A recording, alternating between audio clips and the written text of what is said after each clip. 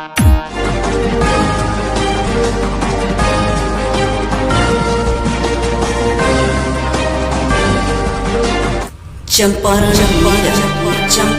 मेरठ।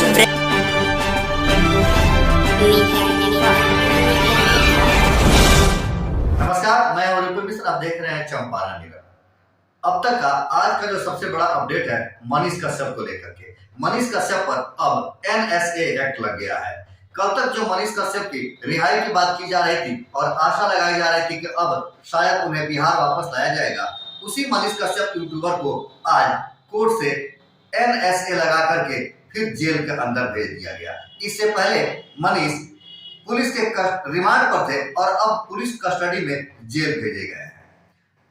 इस तरह से मनीष कश्यप की मुश्किलें बढ़ती हुई और तेज हो रही है और शायद मनीष कश्यप अब 1 साल तक जेल के अंदर ही रहेंगे।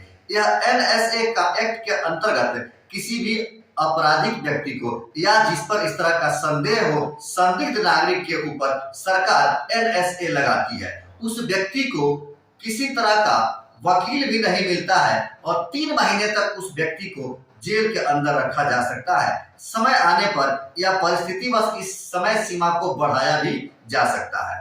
तो आइए हम एक बार पहले समझते हैं कि यह एनएसए एक्ट क्या है, राष्ट्रीय सुरक्षा कानून क्या है और कब बना था। फिर आगे हम देखते हैं मनीष कश्यप की।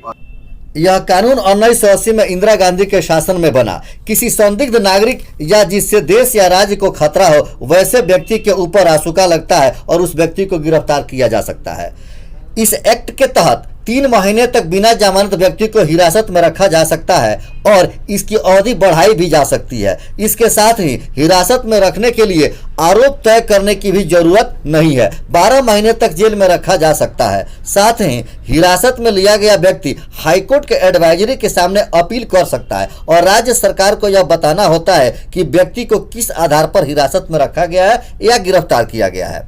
हिरासत में रखे गए व्यक्ति को वकील भी नहीं मिलता। जब मामला कोर्ट में जाता है तब सरकारी वकील ही कोर्ट को मामले की जानकारी देता है। तो कुल मिलाकर के यह माना जाए तो अब मनीष कश्यप की मुश्किलें और बढ़ गई और जो मनीष कश्यप के चाहने वाले सोच रहे थे कि शायद मनीष कश्यप अब बिहार आ रहे हैं और बेतिया कोर्ट में उनकी पेशी होनी है, अब वह खुशी दुखी में बदल गई है और कहीं न कहीं यह यूट्यूबरों के लिए एक दुख की बात है। मनीष कश्यप के माइक उठाने से एक हिम्मत जगी थी और बहुत सारे ऐसे यूट्यूबर थे जिनको हौसला मिला था कि सरकार की गलत नीतियों को और गलत दिशाओं को जनता के सामने रख सके। लेकिन मनीष कश्यप ऐसे व्यक्ति को अगर इस तरह से हिरासत में भेजा जाता है तो कहीं न कहीं मनोबल गिरता है। कहीं न कहीं संविधान जो हमें अधिकार देता है, विरोध का अधिकार, अभिव्यक्ति का अधिकार, उस तरह के अधिकार का हनन होता है। जहां मनीष कश्यप के वकील उनके ऊपर होने वाले सभी मुकदमों को एक ही कोर्ट में क्लब करने की मांग कर रहे हैं, वहीं पर तमिलनाडु पुलिस ने उनके ऊपर रासुका लगा करके न्यायिक हिरासत में भेज दिया। अभी तक मनीष पुलिस कस्टडी में थे, लेकिन अब मनीष जेल में चले गए हैं और वो भी रासुका के तहत। तो मनीष के ऊपर बहुत बड़ी आफत। तमिलनाडु में बिहारी मजदूरों के ऊपर हो रहे अत्याचार और मारपीट का फर्जी वीडियो वायरल करने के आरोप में मनीष कश्यप पुलिस के हाथों में पड़ गए थे।